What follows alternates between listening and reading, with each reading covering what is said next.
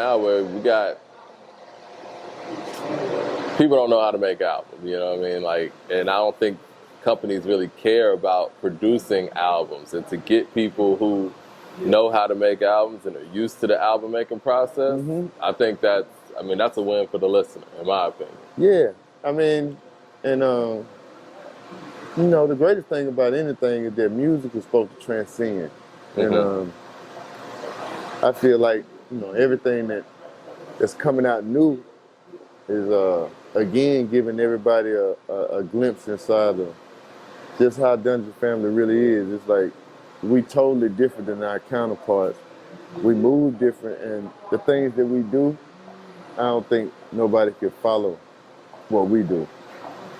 So it's great to be in this space because, you know, that's how we was taught. We was taught to break the ceilings every time, and I mean, right now it seems like 3000 and did it again for us. And you know, one of my questions, man, I was gonna ask about cell therapy. You talk about breaking the ceilings. Like, I always thought that that's one of the most progressive, balls out songs in hip hop history. Not just songs, but just a debut song. Like, that was y'all first look for everybody. And I'm like, what's the thought process of coming out with something that's just so far ahead? I mean, you talking about scanning for your, you know, you was scanning for the newspaper and the video 27 years ago, man. And now we got Apple Pay and shit like that.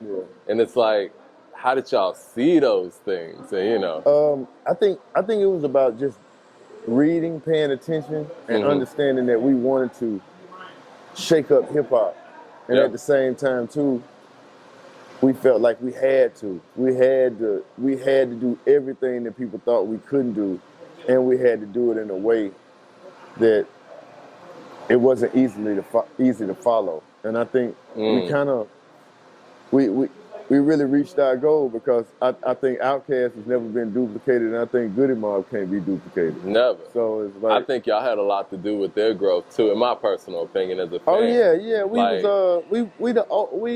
We the big brothers. Yeah. What people don't understand, me, Timo, and Cujo, and the rest of the dungeon, we're peers, and the babies were 3000, Big Boy, and CeeLo. Yeah. So I mean, like, they supposed to be the best. Y'all raised them to be the best. They supposed to be the best. Nah, you know? man, I was happy to see that Billboard list where they had them at #1 like that. You know, that's something as, you know, as a kid coming up in Atlanta, I never would have thought that, you know, I guess the New York hierarchy and New York media would have given us the proper acknowledgement that y'all earned and deserved through those albums, man. Like, I remember looking at The Source. Me and this man right here, man, used to collect all the Source magazines, and we used to see the Southern albums getting bullshit ratings, you know what I mean? And that was one of the reasons why I wanted to start According to Hip Hop and actually have a major publication that was based out of here, but it wasn't based in a way where it was like, we just do Southern stuff, where we balancing it out, you know what I mean? And yeah, y'all broke that ceiling, real. I really appreciate those times because it really just gave us focus and direction, and it gave us a goal. You know, like after the '95 Source, I just think that we just came back home and just didn't lift our heads back up for 10 years straight. It was just like album after album after album after album. Like, we just wanted to make sure that we wanted to let people know that we wasn't the average. We weren't really nothing to fuck with. I love the fact y'all never assimilated either. Y'all did y'all, we kept the slang. What I really loved about Soulful was the fact that it sounded like Atlanta, the street corners. I had never heard anybody shouting out areas that I had been around on rap songs that ended up on BET and stuff like that before then, you know what I mean? And it's hard to explain for people who weren't there, because people will look in Wikipedia and be like, well, Crisscross came out, but that was a little different. It felt different when y'all did it, you know what I mean? I think, I think Jermaine them, I think So them, I think Dallas them, everybody, they did their thing, you know what I mean? But I think to come out and be unapologetically Atlanta, that was the Dungeon Family. Like, we didn't care nothing about nobody's opinion. We didn't care about being liked by nobody. We only wanted to beat you and everything you was about. So Yeah. it's like our goal was just totally different. We didn't want to be a part of the industry. We stayed outcasts. Like, I mean, even now, like, I mean, you'll never see us in them circles. You know what I mean? Like, we stay away from everything that people think is the it. Like, we Yeah. always feel like, man, as long as we stay over here, we represent for the weirdos and the misfits. Yeah. So for us, and the nerds, so for us, it's like, nah. I always tell people, man, like in my whole hip hop experience, big Wu-Tang fan, Wu-Tang and Dungeon, that's my Oh, thing. yeah, that's good. I And mean, and it's like y'all taught me to think different at an early age. You know what I mean? To think outside the box, not caring what anybody else was doing, as long as you were on top of your stuff. And even though y'all didn't, I guess, quote unquote, collaborate with like the East Coast rappers and all that, you could hear the albums and tell like these guys are on that same level, if not better. oh, yeah. I mean, I feel like y'all were better album makers, but again, that I might be mean, my southern bias. I just feel like I don't know. Like, I mean, proof in the pudding, man. Nobody outsold us, and nobody had more radio hits. Like, nobody sold more records every time they came out. I mean, the things that we did has been unmatched. You know what I mean? That's the reason why Atlanta's been on top for so long. I mean, I think it's just rooted in the foundation that y'all set, and people just see it now, whereas before they were trying to cover it up a little bit. Yeah, but I mean, it's so funny that at this point, like, having so many people come out, man, Atlanta has done what, only a few cities has done, and that's create international superstars on every side of Atlanta. Like, True. the last emergence was from the north side, the Migos and everything they bring into the thing, and then Lil Baby coming back representing for Oakland City, which is Southwest Atlanta high shit. So it's like, for us, I mean, just watching the success of everybody and where the game has gone, and that we have no competition now. Right. Every single part of Atlanta has had its superstar. Yeah, like, we have no competition. I mean, to me, New York is a podcaster town. Everybody talking about podcasting. You know what I mean? Right. And not talking about music. You know what I mean? And LA is still LA. You know what I mean? Right. So for us personally, it's like we still doing everything. Okay, Dungeon Family, 3000 still. We dropping instrumental albums in 23. Yeah, everybody's going crazy. You know what I mean? Like, we changing the game. He putting the whole album out, 8 songs on vinyl, $80. You never seen that before, and it's gonna go platinum. And it's gonna catch some Grammys. Of course it is. And for y'all that don't understand this, let me let y'all in on something.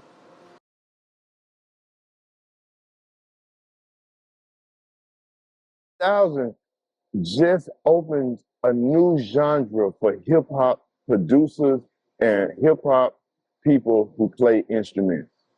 Remember, Miles Davis never said nothing to you. Kenny G don't say nothing to you. There's so many examples of just musicians that had a great amount of success and never said nothing to you. They just played instruments. And I feel like, again, man, like, this is never about us competing with nobody. This is only about us competing with ourselves and making sure that we push this place and push this genre so far that it either opens up another room for aspiring artists and aspiring, musicians. So that's our thing, always to break the rules and show you that you can. Nobody in New York, nobody in LA would say that dropping an instrumental album would be the most popular thing to do right now. Well, guess what? I think in an era right now with so much madness and so much misdirection and energy, I think it was almost the perfect thing to do. Because what he just did is gave everybody in our age, or even younger, he just gave you mood music. He gave you elevator music. He gave you go to sleep and wake up music. So at the end of the day, those types of genres are worldly. They're not just confined to hip hop. And I think, again, now, you're talking to the Dungeon Family, we've never been confined. Right. So, again, to break rules in 2023 going into 2024, it's just extraordinary. And this shit ain't never about no money. It's about the art for us. What do you say to the people who criticize the fact there are no bars? I know Andre is considered. He gave you a verse. You want to know where it's at? Where's that? Read the titles all the way down. That's a verse. It is.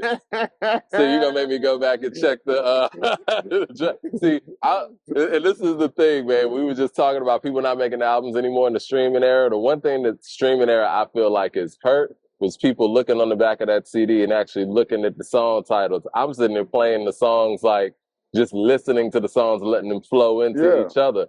I didn't even read the actual bars there. Yeah. Do you think people feel like that's not enough bars, or it's about the art? I'll tell you this. Just because what you hear right now, don't think that's it. Okay. You never think that's it. All right. Rap would just be the last thing he give you. Okay. He's done it so flawlessly for so long that that's not just what he's getting his kicks out of it. It's almost like, if I can break the rules doing something else right now and I win, then I have no problem with coming back and giving y'all what y'all want from me. But I first have to find somewhere new to go. That's survival. That's longevity. So, man, you know, Organized Noise, man, they taught us well. Never give everything to this game. Always keep some for yourself. Dre always been an artist. Everything that y'all have seen the Outkast do, from the drawings and that I named, that was Big Rube, Dre, and Yoda. We did, you know, remember, hip hop is music, graffiti, and arts. And if you look at our crew, we have exemplified that. You know, like, we stood on that. And so in his mind, he's giving you a top tier artist at his best. The only other people that's did what Dre's done in hip hop, Beastie Boys. Beastie Boys were the only ones to stop sampling, stop doing hip hop music, start playing all their music. So when you look at different things and wonder why, people do things to create time, create space, and create a new objective for you to live by. You know, we live this life. We've been doing this when y'all didn't know us. So just rapping in the mic is just not our, it don't get us off like it used to. Not that it doesn't, it's just that we gotta have an objective. Like, right now, I feel like Goodie Mob is needed more than ever, because you need a direction with the kids. It's like, you know, you got so many grown people trying to live their second adolescence that hip hop is almost scared to grow up. I think, you know, I've always looked at you guys' music as like being mature beyond your years. You know, I mean, even though you said y'all were children. Yeah, y'all were still young too. Even y'all were slightly older than, you know, Big Dre and CeeLo. Y'all were their OGs, but y'all was still young. What was that like? Take me back to like 95, 96, where you guys were speaking on some of these things, and when it came to Atlanta's scene, nobody was talking like y'all were. Like, was it going out and hearing certain things in the club and you wishing you were part of that rotation, or you still were in that rotation? Did people just look at y'all like, you know, what was that? What did that feel like? It was just, we would talk different, you know, like, meaning that we do come from the South. Like, we grew up on Ghetto Boy, we grew up on Scarface, we grew up on Luke, we grew up on the West Coast, we grew up on everything that was going on in New York. But we always understood that to get the respect of New York should be the goal, because that was at the time the Mecca of hip hop. Right. And I just feel like us coming from Atlanta, we couldn't make hip hop in the same way that our counterparts, the way they did it. You know, we couldn't make music like the West Coast. We couldn't make music like a lot of the New York stuff, because we was on the R&B label. So being that we had to take our music to LA and Babyface, we had to be precise on what hooks sound like, what melodies sound like, what bridges sound like. When I think everybody else didn't have to play by them rules. I never thought about that. I think it made us better. It made us greater at putting our music together because our albums had to come out alongside Tony Braxton's and TLC's and Usher's at that time. So maybe we was rapping, but we made sure those hooks and the things that we spoke about was still on the level of what LA and Babyface represented, and that was excellence at the time. And cell therapy, like I mentioned before, that's a huge proponent of that. People are copying that hook to this day. Yeah. And you guys were covering heavy topics, but it was a hook that, you know, the 7th grade me could actually sing along to. Yeah. And Ujo. Is there any truth to the fact that the POW stands for Prisoners of War? Or is that just, okay. Yeah. Okay. Yeah. I wanted to get that confirmation from you. Yeah. Another one I wanted to ask too is there's always been talks that, you know, speaking of somebody who's content heavy in that era, that, you know, Tupac was going to do an album with Goodie Mob. Like, is there any truth to that? And yeah, it's truth to that. You know, before he got out and went Death Row, he was already calling our office and was like, yo, when I get out, I'm coming to Atlanta. My mom's staying in Stone Mountain. So Pac was always just in Atlanta. He was always in Decatur. Like, he used to, his brother had a house around Atrium. Okay. So he used to always be in that neighborhood. People be like, yo, we saw Tupac at the bus stop just smoking a cigarette, chilling. Like, that's how he used to kick it in Atlanta. His mama stayed in Stone Mountain, so, and his brother had a crib over there, you know, on the east side. So I just felt like Pac knew that he had did New York, he had did LA, and I think he wanted to come and finish his career off in Atlanta. You know, so, you know, it was a lot of truth, and everything was true about Pac, man. Pac was just, he liked Pimp C, man. It just wasn't no lying it. And then he had everything. He had everything that went with being that guy. But then at the same time, he was so far ahead of everybody because he actually really, really was great at acting. Yeah. And understood where acting and Hollywood and music meeting, what it did for his career. And I think he was kind of the first person that understood the value of acting and rapping.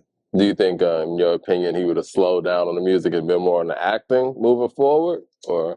Yeah, because it was easier. It was easier for him. And like I mean, think about it. That's where Dre first went when he left music. You know what I mean? I mean, acting just takes you where you could be somebody else. It challenges you, you know, especially if you're an artist. You know, like, artists are supposed to be blank canvases that can morph into anything. So, you know, being able to take your skills and the thing that you learned from music and take it into different rooms and be successful, that's when you know that you're more than just the average. Because everybody don't stay around in this business for 25 years and stay involved and active, you know, and we doing it from all parts of it, from acting, producing, doing new records, bringing new groups, walking new groups in, and and then creating new products for just our audience, you know, like for an artist to learn how to brand himself and learn how to market himself through other products, it's just the growth of an artist. And it shows your business side. You know, if somebody can take your music and take your face and sell it and make money from it, why shouldn't you understand how to do it for yourself? Exactly. So that's I think those things come later in music. And it's better that you understand it because the more that you think of yourself as a product, the longer I feel like you'll stay around in this business, because this is a business that's very demanding. So I feel like as long as you have different places in your head that you can go as an artist, it'll never get stressed out and you'll never feel like you're trapped. Because that's what it feels like when you don't have other things going on besides just music. You feel trapped.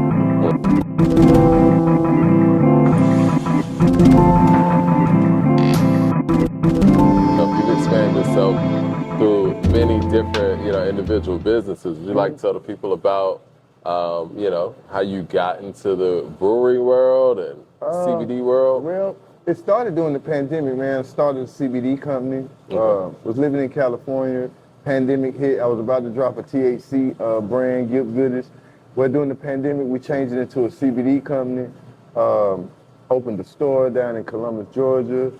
We closed that store, moved it up here, put it into my brother's salon, New Beginning. So now we are the first to put a salon and CBD in the same building. That's on Highway 138, for anybody, Riverdale. And then we got into the brewing thing, man. Like, it's a big thing in the city. And I just think that, being that alcohol is a part of, our daily lives, even though I'm not a big drinker, I just think that beer is a place that is American. So I think it was a place that Atlanta, it's a market that's a new market, and I feel like being a part of Atlanta, I should be a part of it. So now we have an event coming out December 2nd, Black Tie event. Come, you'll be able to taste the beer, you'll be able to have the beer. We're gonna have packages where we can do tastings. You'll be able to take it home, and I'm gonna add some CBD products in the bags for you guys. So goodie bags. Man, I can't wait to see how everything works out. December 2nd, man. I'll see y'all soon out here. What is Home Down Brewing? Down Home Brewing. Down Home Brewing. Yes, sir. Right here in Tucker, Georgia, man. Main Street, man. So with that being said, man, I'll see y'all soon, man. And this is just the beginning. It's a beautiful thing, and I know the people want to know about the music you got out there. Music, okay, the music I got out there, man, you hadn't got the new Goodie Mob album, hadn't come across it yet, it's one out, it's called Survival Kit. Gippy got a new song called 1-2 that's coming out on Epic Records with Sniper and Hits, with Sylvia Rome, and what else we got? I got a new TV show called On 10, directed by Man Robinson. It's Atlanta's version of Power. Oh, nice. That's dope. It's coming out on Forest Bios Network. So, Fubu, what's happening? We still doing it. And Gipp gonna drop new solo records, and also me and James Worthy. I got an EP out. It's done over like 20 million downloads. It's a 5-piece EP. Me and James Worthy. We got a new video. It'll be premiering tomorrow. As a matter of fact, on all video shows. It's called Out of Control. So we're gonna drop that for the meantime, and then we're gonna drop a new video.